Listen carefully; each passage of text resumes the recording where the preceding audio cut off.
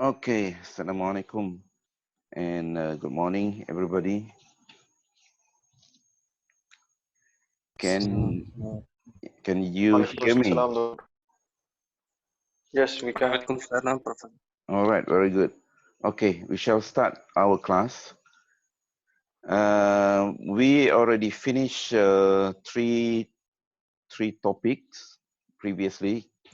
First was on OSH law and regulation way back, even before the start of COVID, and then. Second topic was on OSH management system, which you did on looking at the slide and videos. And then last 2 weeks, it was on causes of accident. Now it is on risk management. All right. Okay, why do we manage risk? And when you hear about the word risk, okay, the word risk basically not only being used, a second here, the word risk is not simply being used in safety. It can be used in the project or construction management in all phases of project life cycle. That is the word risk. Except that for this particular topic, we want to apply risk in the safety. Okay. Why do we need to manage risk? For simple reason, humanitarian. Because we are dealing with human, we want to protect the life of anybody, okay, working at a construction project. We do not want people to get injured, not to mention fatal, okay, that is the worst scenario. And then second reason, economic reason. Accident generate cost. This is what we call cost of accident. I already mentioned during the last 2 weeks slide. Okay, then the third reason is because of the law. In order to manage safety, we need to basically stick to the law and regulation. Otherwise, people will simply not follow whatever the guideline that you want to implement. If there is no such law, then people simply don't follow. That is the issue. Okay, and because of the law, perhaps people afraid of being fined or being have to go to the jail or both. Then perhaps to a certain extent, people will try to implement. But it depends. There are some issues with regard to the level of implementation of the law and even the level of enforcement. That will be another story. Okay, but among these three reasons, sometimes it is quite difficult to prove or even to be a motivation uh, to the contractor, especially to implement safety and health, because they simply say, well, of course, everywhere we employ people, if one people die, for instance, there are a lot more coming to work anyway. That will be the issue. And then law and regulation, as we can see from the last 2 weeks, the enforcement officer, meaning to say government officer, there are only a few around. They simply cannot go to every construction site, every premises to check. Meaning to say, you can get away from the law. So depending on the law, 100% alone is not going to be effective. But perhaps this second is the middle of the reason here. Perhaps this could be a strong point if anybody, not only contractor, understand about the economic impact of accident, what would happen to them if an accident happened. perhaps this could be the strongest point that people will somehow try to implement safety as the best possible. Okay. Last 2 weeks, we already mentioned about cause of accident. Accident generate costs that we normally show in terms of the iceberg, where the tip of the iceberg, the top of the iceberg that you can see is only a little. The rest are, this is what we call the submerged portion of the iceberg, which we never know. Sometimes it could be as big as the mountain of Everest. And in terms of the cost, researcher, there are so many research that try to analyze cost. How much is the cost of accident? You can basically Google under my name. I also did some small research, and I did a paper on this topic as well. In my case, I did analyze around maybe close to 20 cases of construction accident. It was a long time ago, maybe 10 to 15 years ago. So I got a range of around 1 until 18. Every 1 ringgit that we basically can evaluate based on so-called direct costs, they are 18 ringgit more. Okay, that is just to show that every ringgit that you can calculate directly, there are a lot more that you basically cannot calculate, or we better known as hidden costs. Okay, hidden costs simply means some of the costs you simply cannot calculate. You know it exists, but it is too difficult to measure. Okay, all right. So we want to try to avoid accident because accident generate costs. And then where does the cost come from?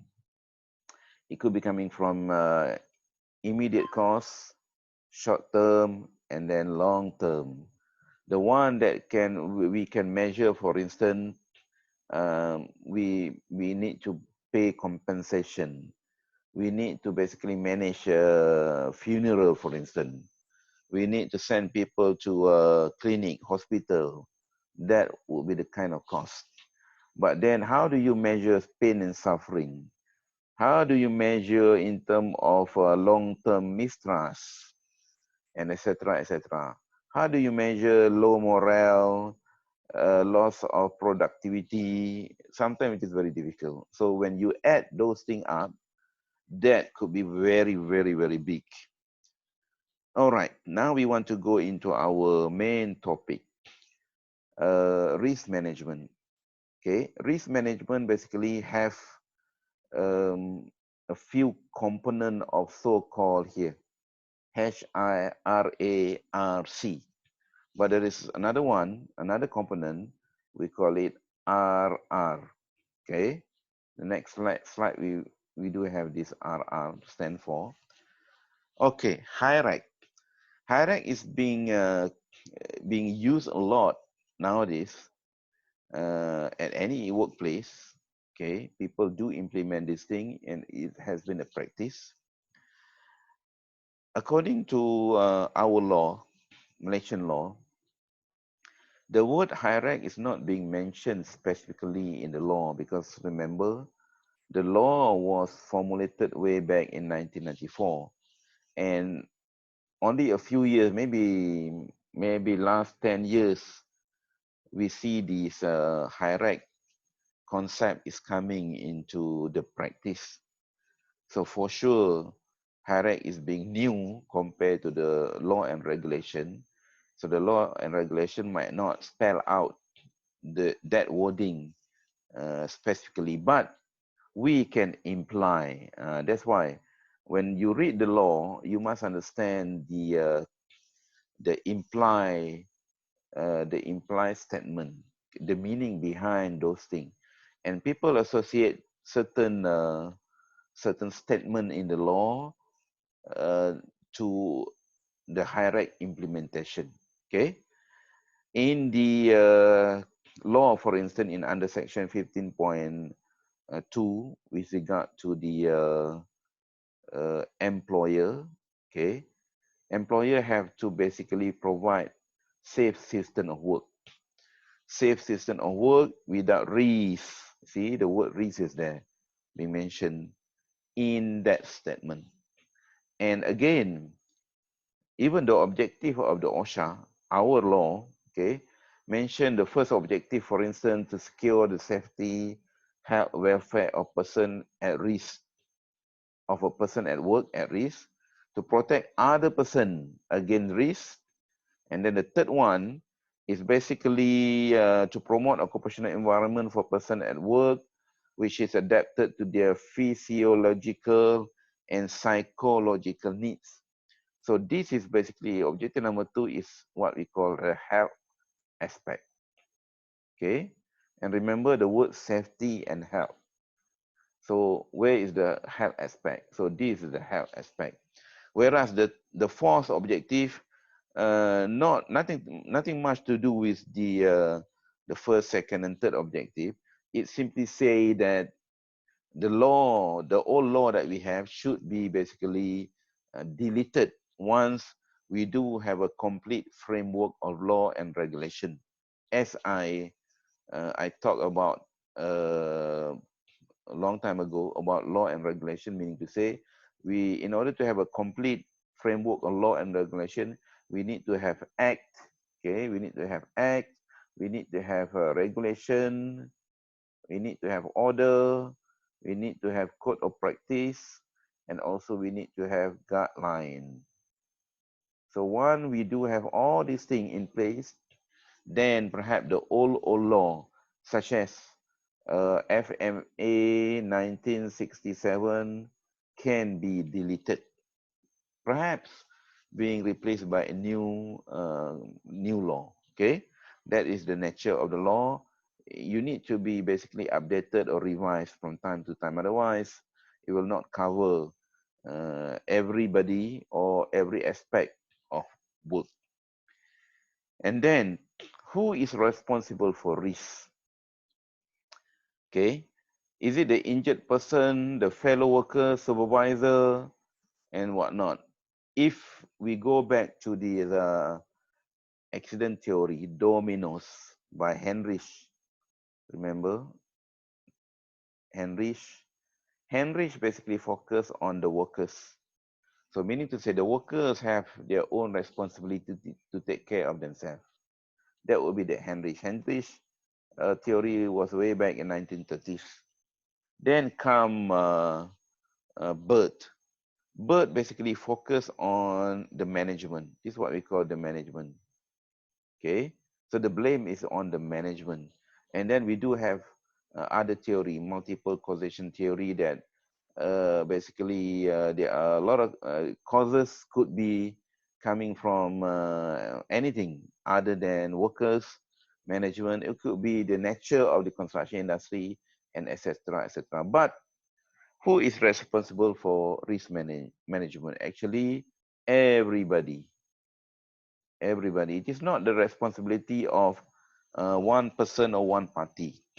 Meaning to say, we cannot help the management only responsible, or the workers only, or the supervisor only, or even the government. Sometimes people like to blame the government because government do not do the enforcement. Then basically the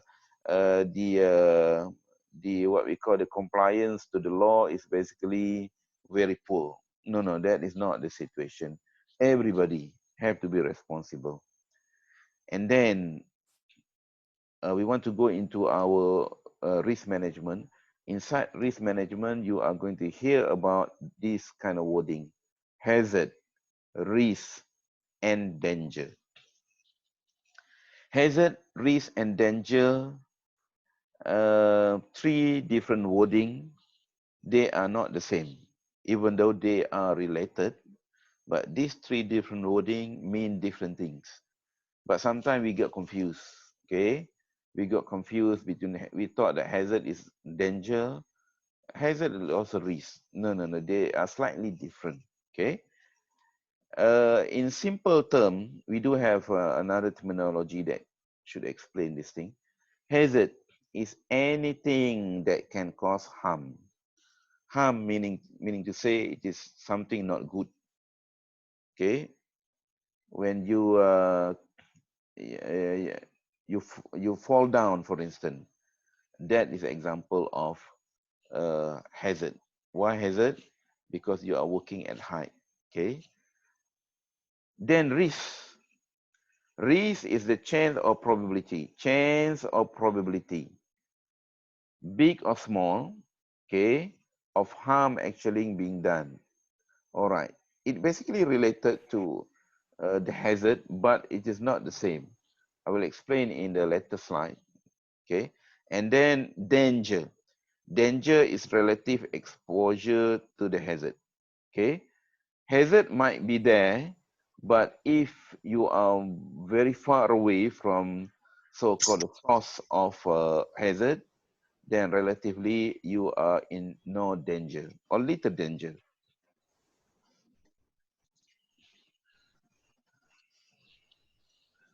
Okay, now we go into a deeper or better definition given by DoJ definition. What is DoJ? DoJ stands for Department of Occupational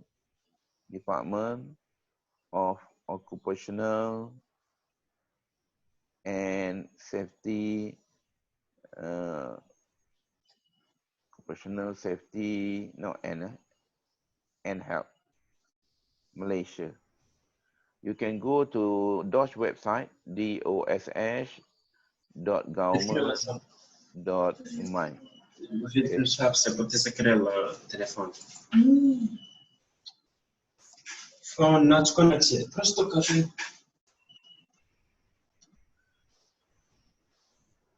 All right. So if you go to this dosh.government.my, you can download all the law and regulation and all kind of guideline, all kind of code of practice for you to read or refer to. Okay, in DoJ hierarch guideline, we call it hierarch guideline.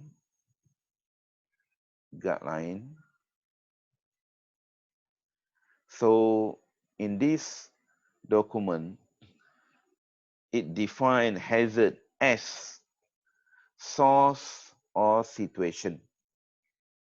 Source or situation that can result in what? Potential harms in terms of what? Injury, illness, damage to property, damage to environment, or in combination. Sometimes in any accident, maybe some people will get injured. Maybe some people don't get any illness, or there is no damage to equipment, damage to property, damage to environment, only injury, even sometimes small injury. But in some major accident, you can get everything under under one, okay, one scenario. Everybody, somebody will get hurt, illness, etc., etc. And then hazard control. Okay, this word hazard control in this document, okay, they call it hazard. We can change to risk control, hierarchy of risk control, because in some document, they do not call it hazard control, they call it risk control, okay? Okay, risk control means the process of implementing measure meaning to say ways, measure or ways, okay, to reduce the risk. And remember, the risk as in show in this what we call definition here, the chance or probability, big or small. When there is a word big or small, meaning to say risk can be calculated. Okay, we can associate certain numbers to chance or probability, then severity. At the end of the day, risk can be calculated.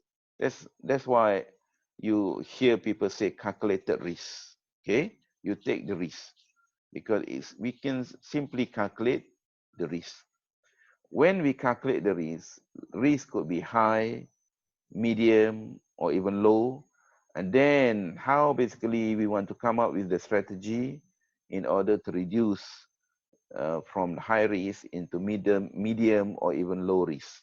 Okay, and when we suggest measure or waste, this measure or waste basically have hierarchy.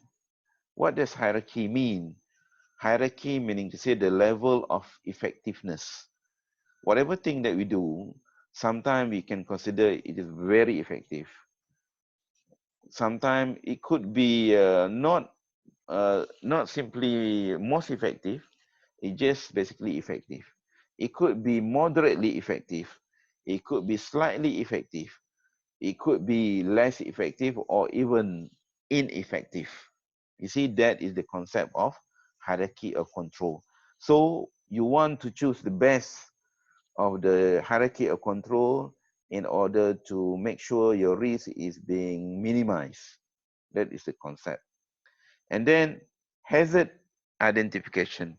Hazard identification is process of trying to figure out what kind of hazard can be found at a particular workplace.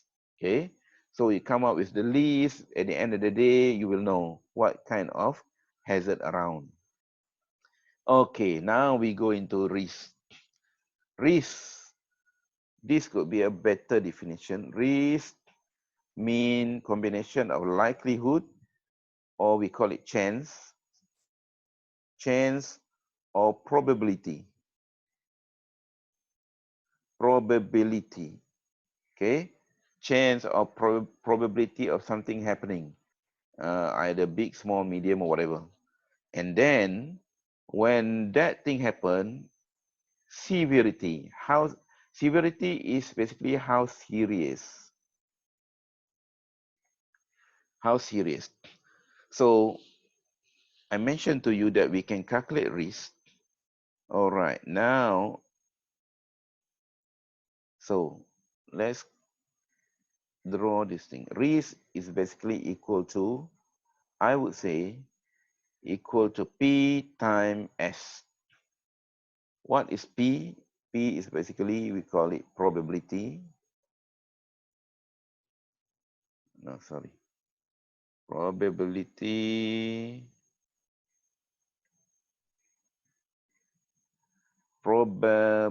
Probability. Okay, sorry. Okay, the spelling could be not right. Times severity. How serious?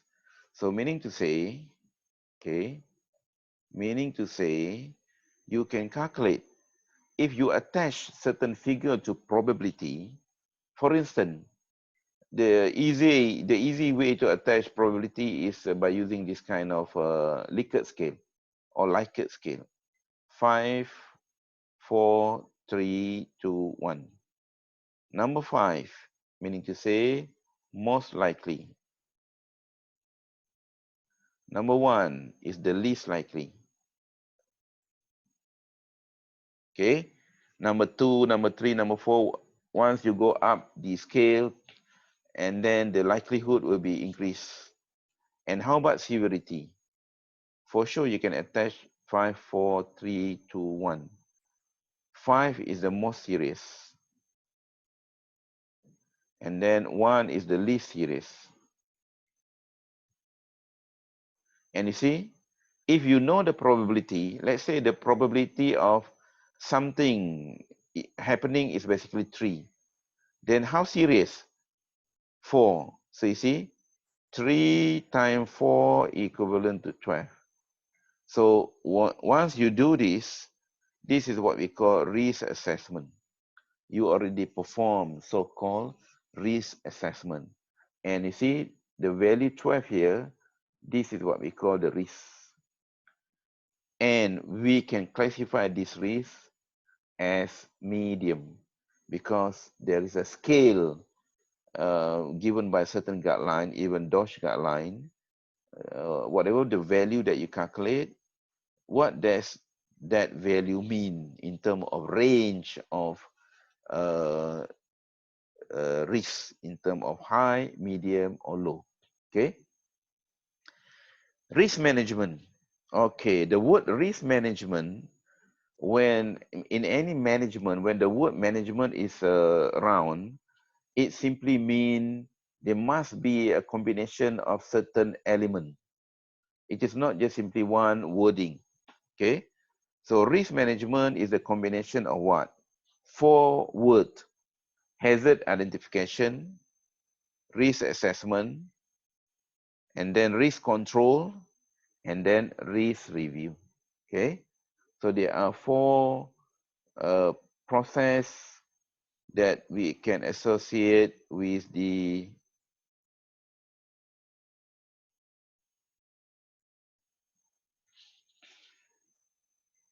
okay, let me try share again. The internet could be a problem. Okay. All right. So risk management. What is risk management? Risk management is combination of 4 words. One is what we call hazard identification, HI. Second one is risk assessment. Third one is basically risk control. And the last one is basically risk review. That's what we call risk management is all about. Okay.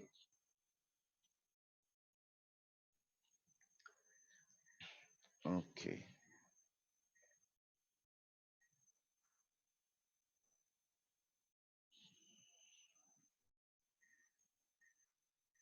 Try again this thing.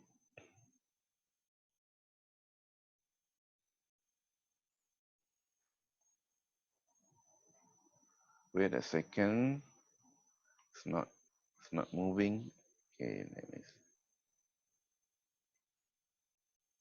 let me try again.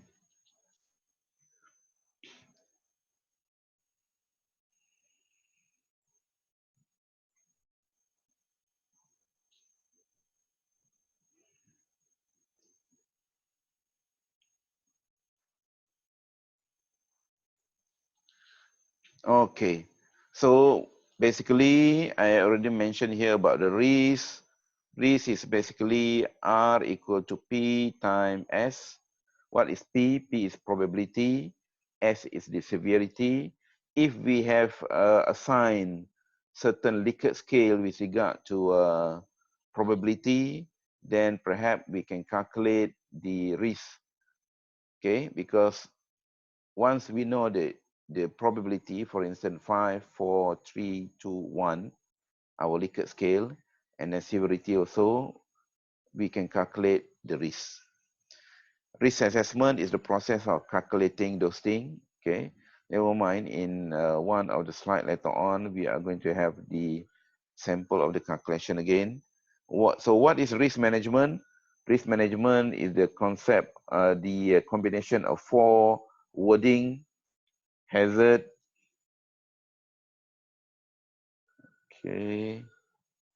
Blank screen. Okay. Sorry. Let me try again.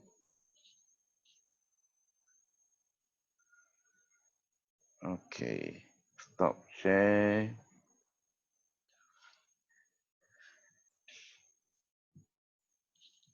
All right. Risk management.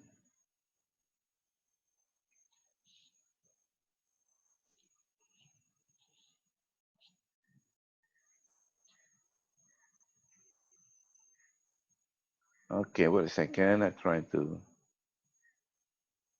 use this thing. Okay.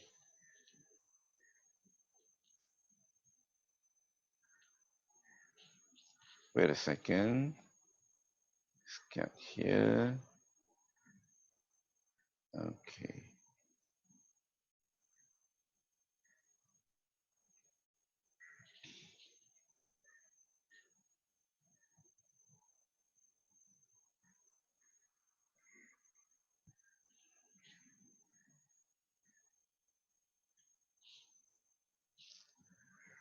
Okay. How about now? Can you see the screen?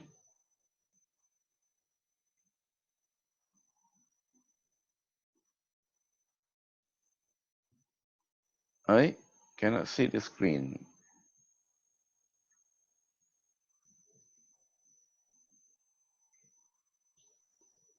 Can you see the screen?